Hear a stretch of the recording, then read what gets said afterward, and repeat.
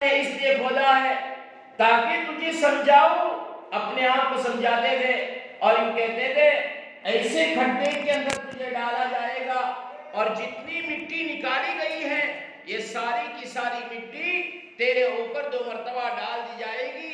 اس وقت نہ تیرے پاس تیرا بھائی ہوگا، اس وقت نہ تیرے پاس تیری ماں ہوگی، اس وقت نہ تیرے پاس تیری بہن ہوگی، اس وقت تیرے پاس کوئی رشتہ دار نہیں ہوگا، تو تنہا اکیلا ہوگا۔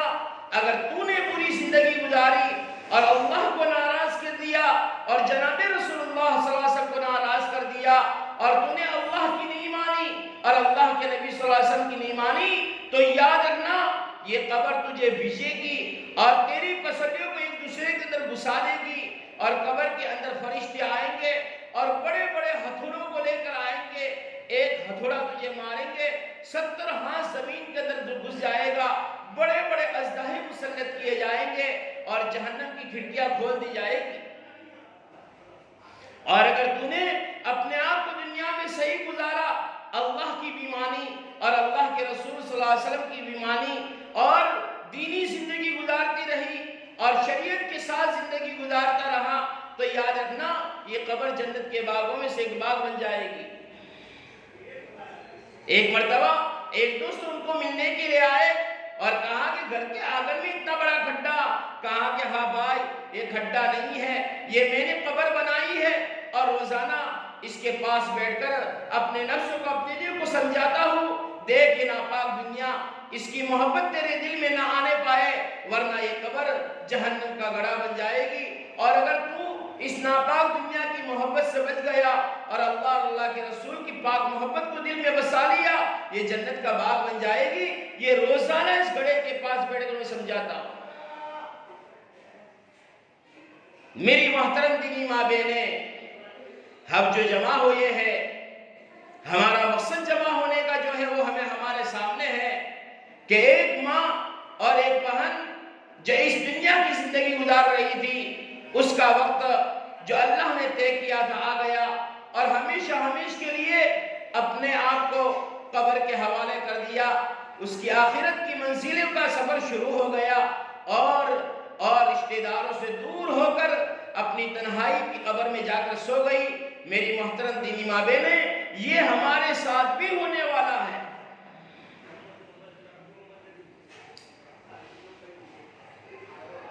دنیا تو یہ رمق اور چمک، یہ دنیا کی جو ہے وہ ہمیں دھوکے میں ڈال رہی ہے، جس کی وجہ سے ہماری نمازیں قضا ہو رہی ہے، ہم اللہ اور اللہ کے رسول کے حکموں کو توڑ رہے ہیں اور آپ کے طریقوں کو چھوڑ رہے ہیں، لیکن اس کا بھگتنا قبر کے اندر ہوگا اور اس کا بھگتنا حشر کے میدان میں ہوگا اور اس کا بھگتنا آخرت میں ہوگا کہ اللہ اور اللہ کے رسول کے حکموں کو توڑنے والے اور پیارے نبی کے طریقوں کو چھوڑنے والوں کے ساتھ طرح طرح کے عذاب ان کے سامنے پیش کیے جائیں گے اور ان کو گھسیٹ کر کے جہنم میں ڈال دیا جائے گا۔ قرآن مجید کے اندر سورہ یاسین ہے، سورہ یاسین یہ قرآن مجید کا دل ہے۔ فرمایا گیا سورہ یاسین جس مقصد کے لیے پڑھی جاتی ہے اللہ اس میں کامیابی عطا فرماتے ہیں، وہ مقصد نیک حاجت پوری ہوتی ہے۔ اس سورہ یاسین کے اندر ایک آیت ہے وَامْتَازُوا الْيَوْمَ أَيُّهَا الْمُجْرِمُونَ، اس آیت کو حضرت عمر رضی اللہ تعالی عنہ پڑھتے رہے یہاں تک کہ بے ہوش ہو گئے۔ کسی نے پوچھا اے عمر رضی اللہ تعالی عنہ اس آیت کو پڑھنے کی وجہ سے تم بے ہوش ہو گئے؟ کہا کہ ہاں، قیامت کے دن حشر کے میدان کے اندر ایک اعلان کرنے والا اعلان کرے گا او گنہگاروں نیکوں سے الگ ہو جاؤ۔ ایسا نہ ہو کہ میرا شمار نیک لوگوں میں نہ ہو اور گنہگاروں میں ہو اور مجھے نیکوں سے الگ ہونا پڑے۔ وَامْتَازُوا الْيَوْمَ أَيُّهَا الْمُجْرِمُونَ، ماں اگر نیک ہے، بیٹی اگر بری ہے تو بیٹی ماں کے پاس کھڑی نہیں رہ سکتی، باپ اگر برا ہے اور بیٹا نیک ہے تو باپ بیٹے کے ساتھ نہیں رہ سکتا۔ اسی طرح ہر ایک گنہگار کو اور ہر ایک نیک لوگ انسانوں کو الگ کر دیا جائے گا۔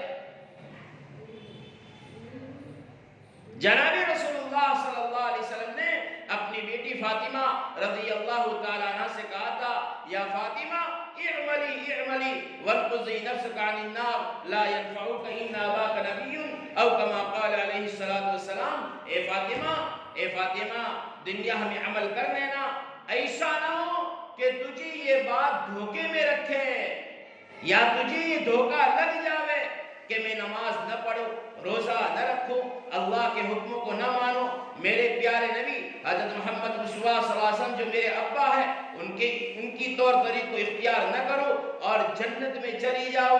جب اللہ کے سامنے پیشی ہوں، اللہ کہے کیا لے کر آئی ہے، اور میں یہ کہوں کہ میں تو پیارے نبی کی بیٹی ہوں، کہاں کہ بیٹا یہ واسطہ یہ وسیلہ تجھے کام میں نہیں آئے گا۔ دنیا میں تو باپ کا سہارا، بیٹی کا سہارا، بھائی کا سہارا، بہنوں کا سہارا، رشتہ داروں کا سہارا، پڑوسیوں کا سہارا کام آ جاتا ہے، لیکن آخرت میں کسی کا سہارا کام میں آنے والا نہیں ہے۔ ہر ایک کو اپنے اعمال کے بقدر، اپنے اعمال کے مطابق جنت دی جائے گی، اور ہر ایک کو اپنے برے اعمال کے بقدر سزائیں دی جائے گی۔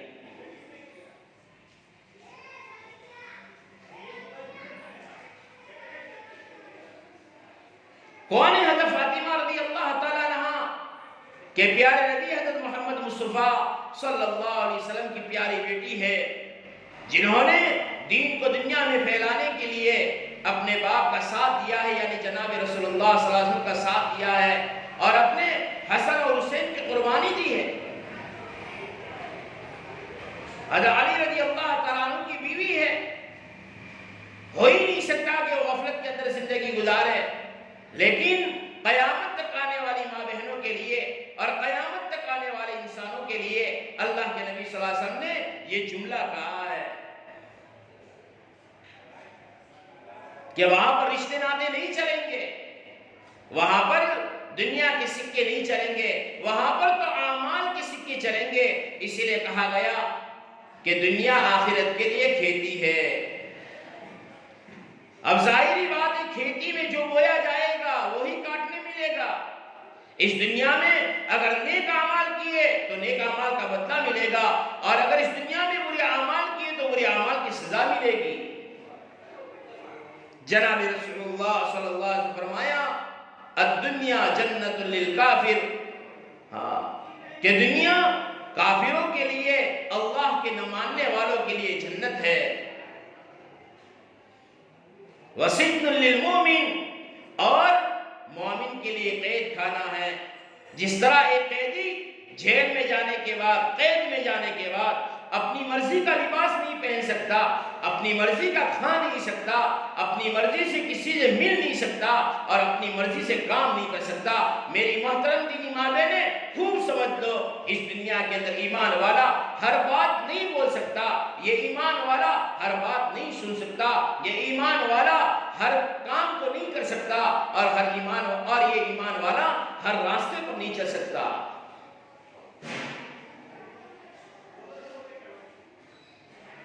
اس پر اللہ کے حکموں کی، جناب رسول اللہ صلی اللہ علیہ وسلم کے سنتوں کی قید لگی ہوئی ہے۔ حضرت زینب رضی اللہ تعالی عنہ جو جناب رسول اللہ صلی اللہ علیہ وسلم کی بیٹی ہے، ہجرت کے وقت میں کافروں نے اونٹ کے اوپر سوار تھی، نیزہ مارا تھا، لڑک کر اونٹ سے نیچے گری، امید سے تھی، حمل ضائع ہو گیا۔ کچھ دنوں کے بعد پھر سے صبر کر کے جناب رسول اللہ صلی اللہ علیہ وسلم کے پاس پہنچ گئی۔ وہی زینب رضی اللہ تعالیٰ عنہ کہ ایک مرتبہ اللہ کے نبی صلی اللہ علیہ وسلم گھر سے نکلے اور تھوڑی دیر میں واپس آ گئے، لیکن دیکھا آپ کے کپڑے میلے کچیلے ہیں، آپ کے مبارک بالوں پر گندگی پڑی ہوئی ہے، اور آپ کے مبارک چہرے پر گرد و غبار لگا ہوا ہے۔ حضرت زینب رضی اللہ تعالیٰ نے دیکھا، گھر کے اندر دوڑ کے گئی، ایک پیالے کے اندر پانی لائی اور ایک کپڑا لائی۔ جناب رسول اللہ صلی اللہ علیہ وسلم باہر بیٹھے ہیں، تشریف فرما ہے۔ حضرت زینب اس پیالے کے اندر پانی لے کر ایک کپڑے کو لا کر جناب رسول اللہ صلی اللہ علیہ وسلم کے چہرے مبارک کو صاف کر رہی ہے، اور کہتی ہے ابا جان، لوگ آپ کو کیوں مارتے ہیں، لوگ آپ کو کیوں ستاتے ہیں، لوگ آپ کا کچرا اور گرد و غبار کیوں ڈالتے ہیں؟ ابھی تو آپ نئی چادروں کو پہن کر گئے تھے، نئے کپڑوں کو پہن کر گئے تھے، تھوڑی دیر میں آپ واپس لوٹ رہے ہیں، آپ کے کپڑے گندے ہیں، آپ کے چہرے مبارک پر مٹی لگی ہوئی ہے، آپ کے بالوں پر مٹی ڈالی ہوئی ہے، آپ کا کیا قصور ہے جس کی وجہ سے لوگ آپ کو ستاتے ہیں، آپ کو مارتے ہیں؟ جناب رسول اللہ صلی اللہ علیہ وسلم سے باتیں کر رہی ہے. بیٹی زینب کی آنکھوں میں آنسو آ گئے ہیں، اس لیے کہ بیٹیاں ماں باپ کی تکلیفوں کو برداشت نہیں کر سکتی ہے. روتے روتے اس کے آنسو جناب رسول اللہ صلی اللہ علیہ وسلم کے گود میں گرے ہیں. جناب رسول اللہ صلی اللہ علیہ وسلم کی آنکھیں بھر آئی اور آپ کی مبارک آنکھوں سے آنسو نکلنے شروع ہو گئے. میری محترم دینی ماں بہنیں، اللہ کے نبی صلی اللہ علیہ وسلم نے اپنے چہرے انور کو اٹھایا اور حضرت زینب کی طرف دیکھا اور کہا اصبری یا زینب، اصبری یا زینب، اصبری یا زینب، صبر کر لے زینب، صبر کر لے زینب. حضرت زینب نے پوچھا رضی اللہ تعالیٰ عنہ نے کہ ابا جان صبر کرنے پر ہمیں کیا ملے گا؟ کہا کہ زینب ایک دن ایسا آئے گا تیرے باپ کا لایا ہوا دن، یعنی جناب رسول اللہ صلی اللہ علیہ وسلم کا لایا ہوا دن ہر کچے پکے گھر کے اندر داخل ہو کے رہے گا. وہی زینب رضی اللہ تعالیٰ عنہ بیمار ہو گئی اور وہی کافروں نے جو نیزہ مارا تھا وہی زخم پھر سے تازہ ہوا اور اسی کے اندر شہادت نصیب ہوئی، شہید ہو گئی. نہلایا گیا، کفنایا گیا. جناب رسول اللہ صلی اللہ علیہ وسلم کو اطلاع دی گئی، آپ نے اجازت دی کہ جنازے کو اٹھا لیا جائے. گھر سے جنازہ چلا ہے، آپ بالکل حیران ہیں، پریشان ہیں اور آپ کا چہرہ بالکل غمزدہ نظر آ رہا ہے اور آپ بالکل پریشانی کے عالم میں ہیں. صحابہ بار بار آپ کے چہرے انور کو دیکھ کر صحابہ بھی غمزدہ ہے، کیا ہو گیا اللہ کے نبی صلی اللہ علیہ وسلم کو. چلتے رہے قبرستان آ گیا. قبر کے کھڈے کے پاس جنازے کی چارپائی کو رکھا گیا. اللہ کے نبی صلی اللہ علیہ وسلم خود اس قبر کے اندر آپ اترے اور اترنے کے بعد حضرت زینب رضی اللہ تعالی عنہا کی نعش کو آپ نے اپنی گود میں لیا اور آہستہ سے قبر کی گود میں رکھا. جب آپ باہر آئے آپ کے چہرے پر مسکراہٹ ہے، بشاشت ہے، آپ خوشحال نظر آ رہے ہیں. جب مٹی ڈالی گئی، مٹی برابر ہو گئی، واپس ہوتے ہوئے صحابہ نے کہا اے اللہ کے نبی صلی اللہ علیہ وسلم، جب جنازہ اٹھایا اور آپ جنازے کے ساتھ چلتے رہے یہاں تک کہ آپ قبر کے اندر اترے، تب تک آپ کے چہرے پر پریشانی تھی، پشیمانی تھی، غمزدہ تھے، آپ ایک بہت لمبی سوچ میں تھے آپ. لیکن جب قبر کے اندر حضرت زینب رضی اللہ تعالیٰ عنہ کی نعش کو رکھا ہے اور آپ قبر سے باہر تشریف لائے ہیں، آپ کے چہرے پر مسکراہٹ تھی. آپ کا چہرہ جو مرجھایا ہوا تھا وہ چاندنی رات کے چاند سے زیادہ کھل رہا تھا. اللہ کے نبی صلی اللہ علیہ وسلم نے کہا میرے صحابہ، زینب میری بچیوں میں سے ایک بچی تھی جس نے دین کے خاطر آنے والی تکلیفوں کو برداشت کیا تھا، جس نے مجھے بہت بڑا سہارا دیا تھا، خصوصاً ماں کے گزر جانے کے بعد، یعنی حضرت زینب رضی اللہ تعالی عنہا کی والدہ کے دنیا سے وفات پا جانے کے بعد بہت زیادہ آپ کا سہارا دیا تھا، آپ کا خیال رکھتی تھی. اس کے قربانیوں کو یاد کر کے میں رو رہا تھا دل میں اور میری آنکھوں سے آنسو بہ رہے تھے اور مجھے یہ فکر ستا رہی تھی کہ میری زینب بہت نازک ہے، اگر عذاب قبر نے اس کو پکڑ لیا تو میری زینب اس کو برداشت نہیں کر سکے گی. اسی سوچ کے اندر میں چل رہا تھا اور اسی غم کے اندر میں چلتا رہا. لیکن میں قبر کے اندر اترا اور زینب کی نعش کو میں نے ہاتھ میں لیا. جبرائیل علیہ السلام آئے اور کہا کہ اللہ کے نبی صلی اللہ علیہ وسلم، آپ کی بیٹی زینب کی قبر کے عذاب سے حفاظت کر دی گئی ہے. اس کے بعد مجھے تسلی ہوئی ہے. نبی صلی اللہ علیہ وسلم کی بیٹی ہے، آپ کے ہاتھوں میں پلی ہے، آپ کے گودوں میں کھیلی ہے، آپ نے تربیت کی ہے اور دین کے لیے آنے والی ہر طرح کی مصیبت کو برداشت کیا ہے. لیکن آپ قبر میں اتارنے تک اس بات کے اندر ہے کہ عذاب قبر سے میری بیٹی کی حفاظت ہو جائے. میری محترم دینی ماں بہنیں، نبی تھے، نبی کی بیٹی تھی، نبی صلی اللہ علیہ وسلم کو اتنی فکر تھی. آج ہمیں کبھی بھی فکر نہیں ہوتی کہ میری ماں کا کیا ہوگا، میری بہن کا کیا ہوگا، میرے بھائی کا کیا ہوگا، میرے باپ کا کیا ہوگا. جو نمازیں نہیں پڑھتا ہے مانتا ہے، جو نبی کی سیرت کو چھوڑ کر اور نبی کے طریقے کو چھوڑ کر زندگی گزارتا ہے، وہ قبر میں جائے گا، جب عذاب قبر اس کو پکڑ لے گا تو اس کا کیا ہوگا؟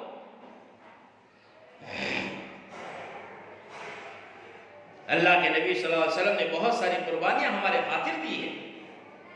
ہم نبی صلی اللہ علیہ وسلم کو ماننے والے ہیں، ہم نے کلمہ پڑھا ہے لا الہ الا اللہ محمد رسول اللہ صلی اللہ علیہ وسلم، اللہ کے سوا کوئی معبود نہیں ہے، جناب رسول اللہ صلی اللہ علیہ وسلم اللہ کے سچے اور پکے نبی ہے۔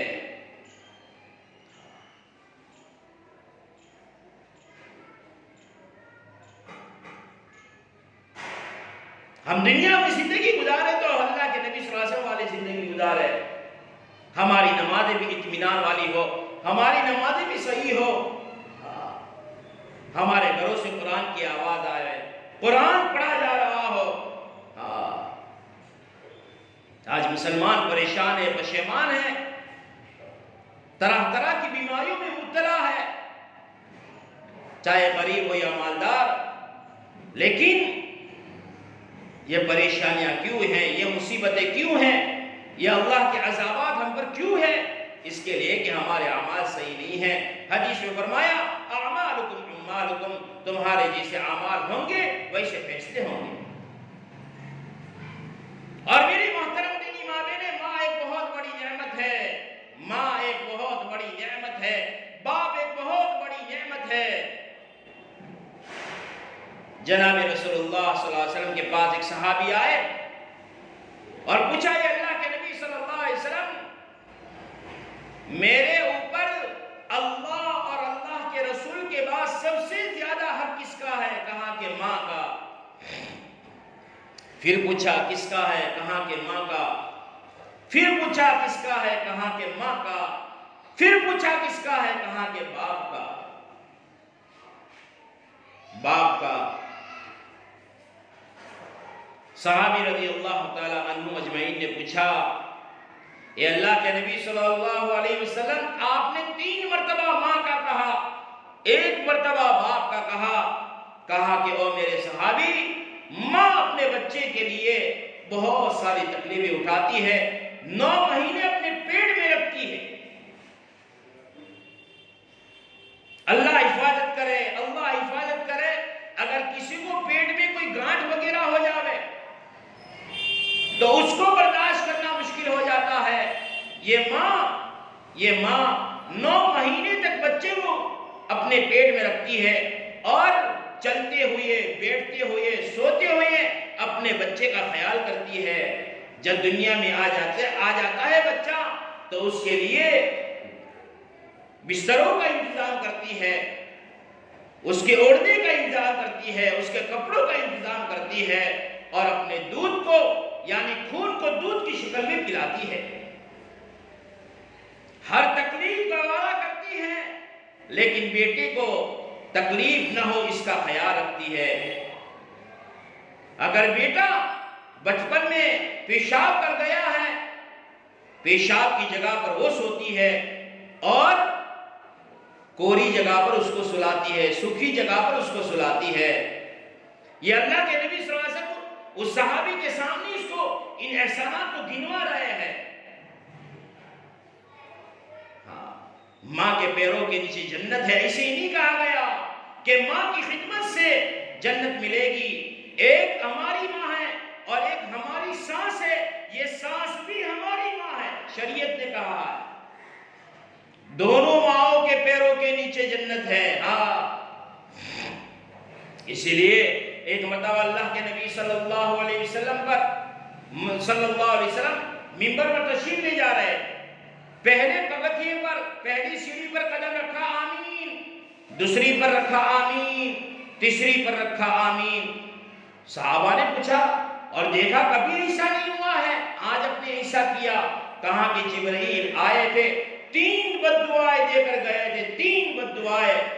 ایک بد دعا اس میں سے یہ تھی، جو اپنے ماں باپ کو بڑھاپے کی حالت میں پائے اور ان کی خدمت کر کے جنت حاصل نہ کرے، جبرائیل علیہ السلام نے کہا ہلاک ہو جائے وہ شخص، اور میں نے اس پر آمین کہہ دیا۔ کہ ماں باپ بوڑھے ہو جاتے ہیں، ماں باپ کو سہارے کی ضرورت ہوتی ہے، ماں باپ بوڑھے ہو جاتے ہیں، ماں باپ کو اولاد کا انتظار ہوتا ہے، میری اولاد کب میرا سہارا بنے گی۔ آج تو ماں باپ بوڑھے ہو گئے، ماں باپ کے کھانے کے طور طریقے بدل جاتے ہیں، ایک دن اس کے گھر، 2 دن اس کے گھر، 1 مہینہ اس کے گھر، 1 مہینہ اس کے گھر، باری لگائی جاتی ہے، باپ کی باری لگائی جاتی ہے۔ اللہ دیکھ رہا ہے، شریعت یہ نہیں ہے۔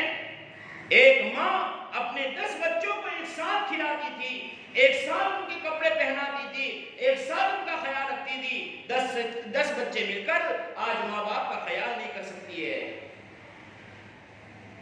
حضرت عبداللہ ابن عمر رضی اللہ تعالیٰ عنہ کے بعد ایک صحابی آئے اور کہا کہ عبداللہ ابن عمر، میں نے اپنی ماں کو ایک ٹوکری کے اندر بٹھایا اور طواف کروایا، طواف کرتے کرتے میری ماں نے ناپاکی کر دی، وہ میرے جسم پر بہی اور پوری ناپاکی میرے جسم پر لگی۔ میں پھر سے گیا، ماں کو نہلایا، دھلایا، میں بھی صاف ہو گیا، پھر طواف کروایا اور پورے ارکان پورے کرنے کے بعد میں میری ماں کو میرے گھر پر لایا۔ اور عبداللہ ابن عمر، کیا میں نے میری ماں کا حق ادا کر دیا؟ عبداللہ ابن عمر بہت بڑے صحابی ہے، جلیل القدر صحابی ہے، کہا کہ دیکھ سن لے او میرے صحابی، میرے بھائی، تو دنیا میں آ رہا تھا اور تیری ماں آہیں کر رہی تھی، ایک آہ کا بھی حق ادا نہیں ہوا۔ ماں تو ماں ہے، جب ماں دنیا سے چلی جاتی ہے دعاؤں کے دروازے بند ہو جاتے ہیں۔ کتابوں میں لکھا ہے کہ تین دعائیں ایسی ہیں جس کو رد نہیں کیا جاتا، اس میں ایک ماں باپ کی دعا ہے کہ ماں باپ اولاد کے لیے دعا کرتے ہیں، وہ سیدھی عرش سے ٹکراتی ہے، عرش کو ہلاتی ہے، اس کو جبرائیل جیسا فرشتہ بھی روک نہیں سکتا۔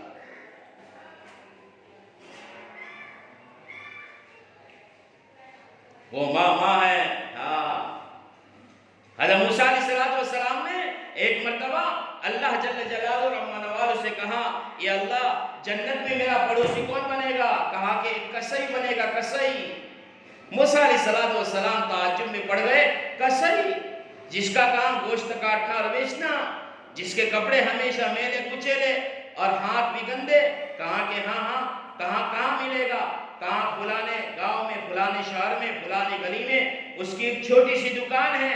حضرت موسیٰ علیہ السلام نے کہا، باری تعالیٰ اجازت ہو تو میں اس کو دیکھ لوں؟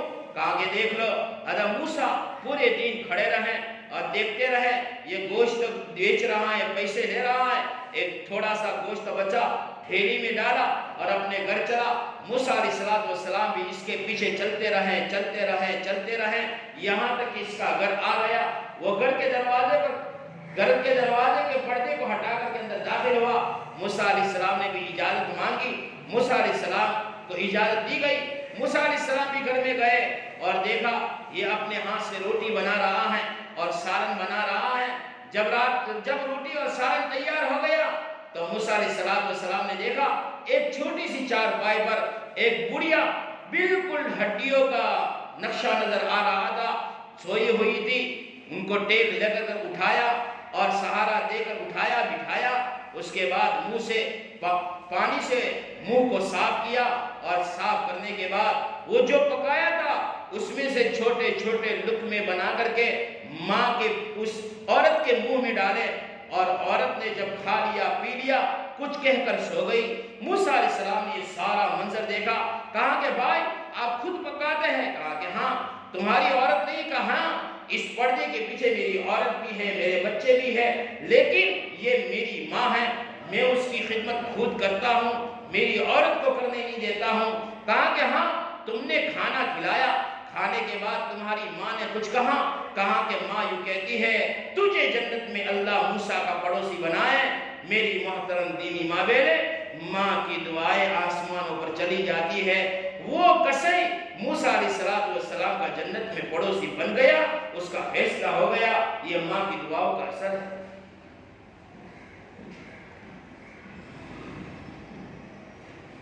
اپنے آپ کو خوب سنبھالو، اپنی اولاد کی صحیح تربیت کرو. ایسے کام نہ ہو جس سے اللہ ناراض ہو جاوے، اللہ کے نبی صلی اللہ علیہ وسلم ناراض ہو جاوے. اپنے اندر شرم و حیا کا زیور پیدا کرو، پردوں کی خوب پابندی کرو.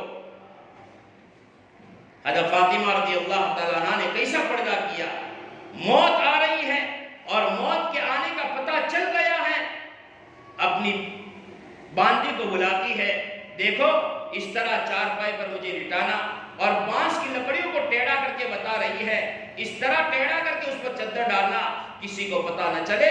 پیارے نبی کی پیاری بیٹی دبلی تھی، پتلی تھی، جھاڑی تھی، ناٹی تھی، لمبی تھی، کسی کو پتہ نہ چلے.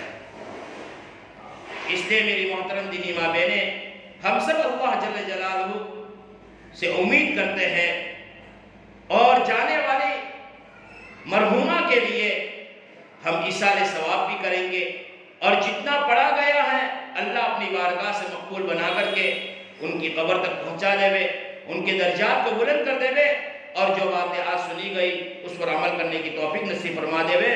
درود شریف پڑھیں. اللہم صلی علی سیدنا مولانا محمد وعلی آل سیدنا مولانا محمد وبارک وسلم. ربنا آتنا فی الدنیا حسنہ وفی الآخرۃ حسنہ وقنا عذاب النار. ربنا لا تؤاخذنا ان نسینا واخطأنا. ربنا لا تزغ قلوبنا بعد إذ هديتنا وهب لنا من لدنك رحمة إنك أنت الوهاب. اللهم إنا نسألك العفو والعافية والمعافاة الدائمة في الدنيا والآخرة. یا اللہ ہم سب کی گناہوں کو معاف فرما دے، کرم کا، رحم کا، عافیت کا معاملہ فرما دے. یا اللہ ہمیشہ ہماری موت ہمارے سامنے ہو، ایسی زندگی ہمیں گزارنے کی توفیق نصیب فرما لے. یا اللہ جو زندگی گزر گئی گناہوں کے اندر گزر گئی، یا اللہ اس سے سچی پکی توبہ کرتے ہیں، اور جو باقی ہے اس کو صحیح گزارنے کی ہمت اور توفیق نصیب فرما لے. یا اللہ جو مرحومہ ہمارے قاضی صاحب کے گھر سے ان کی اہلیہ جن کا سفر شروع ہو گیا آخرت کا، یا اللہ قبر کو جنت کا باغ بنا دے، قبر کے اندر ان کے درجات کو بلند فرما دے، قبر کے اندر ان کے لیے جنت کی کھڑکیاں کھلوا دے، جنت کے بچھونے بچھوا دے، اور جہنم سے اور عذاب قبر سے پوری حفاظت فرما دے. جتنے بھی مرحومین دنیا سے چلے گئے سب کے لیے اس دعا کو قبول فرما لے. یا اللہ یا اللہ ابھی ہمارے پاس وقت ہے، ہم تیری تعریفوں کو بیان کر سکتے ہیں، ہم تیری تسبیح بیان کر سکتے ہیں، ہم تیری تکبیر بیان کر سکتے ہیں، ہم ابھی پڑھ کر کچھ کما سکتے ہیں. جب موت آئے گی نیکی کا اور بدی کا دونوں کا دروازہ بند ہو جائے گا، ایک ایک نیکی کا محتاج ہوگا. یا اللہ تو نے تو قرآن مجید کے اندر فرمایا ہے یوم یفر المرء من اخیہ وامہ وابیہ وصاحبتہ وبنیہ. ایک نیکی کے لیے وہ اپنی ماں کے پاس جائے گا، ماں اس کو بھگا دے گی، باپ کے پاس جائے گا، باپ اس کو دور کر دے گا، قریب دور کے رشتہ داروں کے پاس جائے گا، یا اللہ وہ بھی اس کو ہٹا دے گا، اپنی بیوی کے پاس جائے گا، وہ بھی اس کو دھکا دے دے گی، ایک نیکی دینے والا کوئی نہیں ملے گا. یا اللہ اس دن کے آنے سے پہلے ہمیں زندگی کو صحیح کرنے کی توفیق نصیب فرما لے، ہمیں سچا پکا ایمان نصیب فرما لے، اور سچے پکے ایمان کے ساتھ یا اللہ ایک سچی مسلمانی زندگی گزارنے کی توفیق عطا فرما دے. یا اللہ یا اللہ جب کوئی اپنا چلا جاتا ہے، اپنے سے بچھڑ جاتا ہے، دور ہو جاتا ہے، یا اللہ اس غم کو برداشت کرنا بہت مشکل ہو جاتا ہے.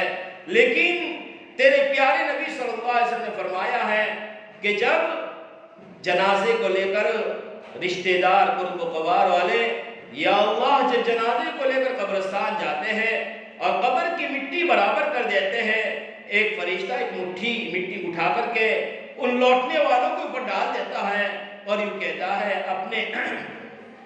اپنی ماں کو بھول جاؤ، اپنی بہن کو بھول جاؤ، اپنے رشتہ دار کو بھول جاؤ، جس کی وجہ سے کچھ نہ کچھ ہم بھول جاتے ہیں، ورنہ اگر یہی صدمہ رہے تو ہمارا دل پھٹ جاوے اور ہمارے لیے زندگی گزارنا بہت مشکل ہو جائے.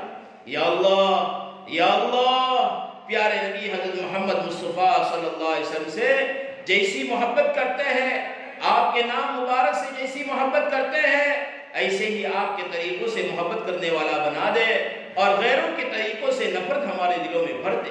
یا اللہ تیرے حکموں پر زندگی گزارنے والا بنا دے۔ یہ ساری ماں بہنیں اپنے وقت کو نکال کر کے، اپنے کام کاج کو آگے پیچھے کر کے ایک مرحومہ کی ایصال ثواب کے لیے جمع ہوئی ہے، ان کی بھی جائز تمنا کو عافیت کے ساتھ پوری فرما دے۔ یا اللہ اچانک کی موتوں سے، بری موتوں سے، گناہ کی حالت میں موت آنے سے، تیری ناراضگی والی موتوں سے ہماری اور پوری امت کی حفاظت فرما لے۔ یا اللہ جب بھی ہماری موت کا وقت آئے کلمے والی موت نصیب فرما لے۔ یا اللہ موت کے آنے سے پہلے تیرے گھر کی زیارت اور تیرے محبوب صلی اللہ علیہ وسلم کے روضہ انور کی زیارت ہمیں بار بار نصیب فرما لے۔ ہمارے بچوں کو نصیب فرما لے، ہماری عورتوں کو نصیب فرما لے، پورے مسلمان کو نصیب فرما دے۔ یا اللہ جو باتیں گئی آج کی مجلس کے اندر، ان سب باتوں پر عمل کرنے کی توفیق نصیب عطا فرما دے۔ یا اللہ پیچھے رہنے والوں کو صبر جمیل عطا فرما دے، صبر کرنے والا بنا دے، صبر کرنے والا بنا دے، صبر کرنے والا بنا دے، صبر کرنے والا بنا دے۔ جو مانگا وہ عطا فرما دے، جو مانگنے سے رہ گیا وہ بھی عطا فرما دے۔ ایسے موقع پر جناب رسول اللہ صلی اللہ علیہ وسلم نے جتنی بھی خیر کی دعائیں مانگی ہے، ہم سب مانگتے ہمیں نصیب فرما دے، پوری امت کو نصیب فرما دے۔ جن شروع سے حفاظت چاہیے شروع سے ہماری اور پوری امت کی حفاظت فرما لے۔ قال اللہ تبارک تعالیٰ فی شان حبیبی ان اللہ وملائکتہ یصلون علی النبی یا ایہا الذین آمنوا صلوا علیہ وسلموا تسلیما اللہم صلی علی سیدنا مولانا محمد وعلی آل سیدنا مولانا محمد وبارک وسلم سبحان ربک رب العزت عما یصفون وسلام علی المرسلین الحمد للہ رب العالمین برحمتک یا رب۔